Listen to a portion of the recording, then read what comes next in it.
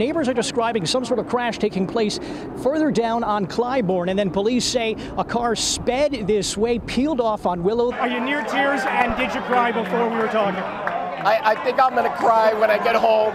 Some of the stores around Wrigley are so packed it can be difficult getting through some of these aisles. Now, the business is also telling us they're having difficulty unpacking items to put on display before they're sold.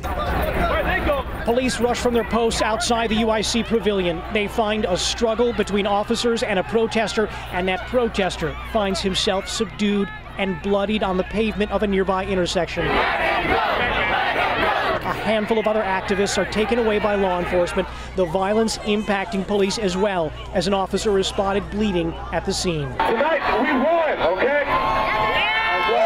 Elation preceded the bloodshed as those against presidential candidate Donald Trump celebrated what they called a grassroots victory, many believing their protest played a role in the businessman postponing his speech, several calling for controlled celebrations despite all the political adrenaline.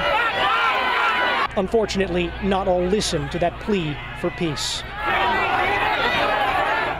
We reached out to the Chicago Police Department to find out how many people were arrested and also the medical condition of those injured. They told us they did not have the information at this point in time, but would follow up in the hours ahead.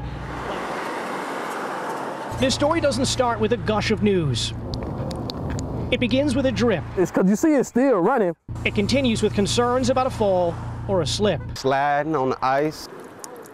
Duct tape. They wrapped the raincoat around, then they got the duct tape and wrapped the duct tape around trying to stop it from leaking. Not sure what that is. It's still leaking. Broken for months and months. Somewhere underneath the makeshift Band-Aid for a leak, you'll see the fire hydrant in 43rd and Champlain. This tale of the tape extends to downtown as well. Pictures show now fixed hydrants in Wabash and another bagged and taped on State. You don't take nothing like that up. You fix that. If your house is on fire, do you depend on that hydrant? Oh, no, man. Well, if they had seen the tape and plastic on it, they would have immediately gone to the next hydrant. Gary Litherland of the Department of Water says firefighters would instead go to a hydrant less than 300 feet away. He calls the tape jobs something neighbors did. Our call to his office fixed the problem, and he's calling on neighbors to alert the city so future leaks don't linger. We try to get to them all within 24 hours. If you see a fire hydrant in the city of Chicago that needs service, the city is reminding you this evening to call 311 or visit their website and fill out a report. You could try to capture the tempo of this town. Attempt to take a photo. Strikingly beautiful. Of its heartbeat. I'm looking for angles. He usually gets, 50 to 100 pictures of him a day. Yeah, it blew me away, actually. But for all the pictures, beautiful or bizarre, one image stands out. A dog walk itself on a leash? Come on, let's go. Oh my God. Oh, is he cute? Like many golden retrievers, 9-year-old Sporty liked to carry something like a toy or ball in his mouth. But years ago, he instead began toting his own tether. I insist on it. It's kind of a mutual thing. His owner, David Duncan, adopted the former agility and championship show dog.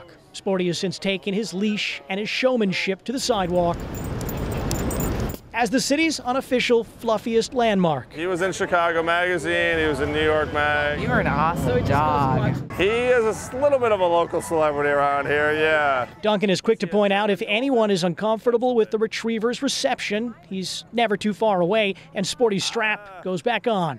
No, you come on. From 9 to 5, Duncan is an options trader. I yell and scream all day. Because of that, Sporty is as much a therapy dog for him as the canine is for all the strangers he greets. He's everything. I don't know what I'd do without him. I really don't. Bye, baby. Or he spreads the love. He makes people happy, I just want to give him back, what he's given me. A dog that walks to a different beat. Oh my God, he's so cute. Sporty may not own this river walk, but he's got a leash on it. We're going to do this as long as he wants. Jeremy Ross, CBS 2 News.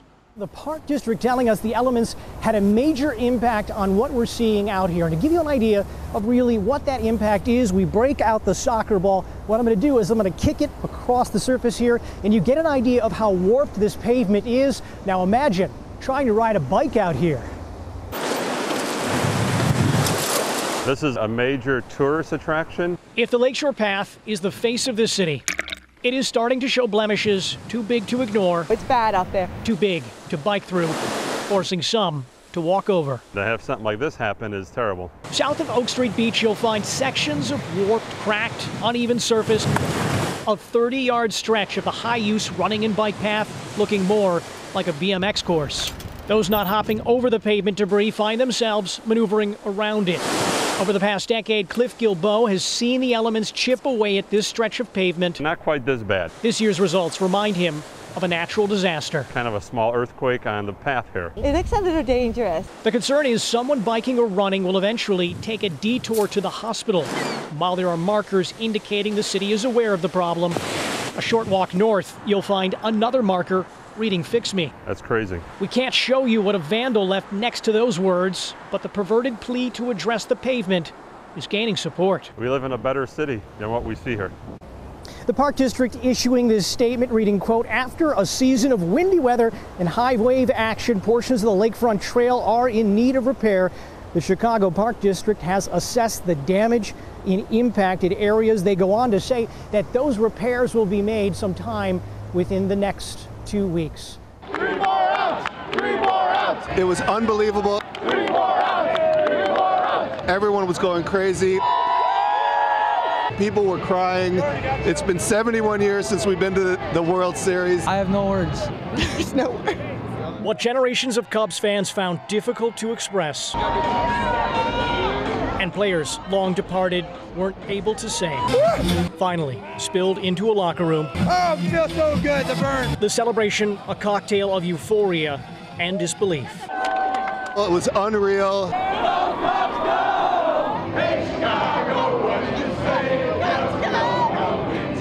These fans have been unbelievable since day one. Nothing better to play for the Cubs in front of this crowd.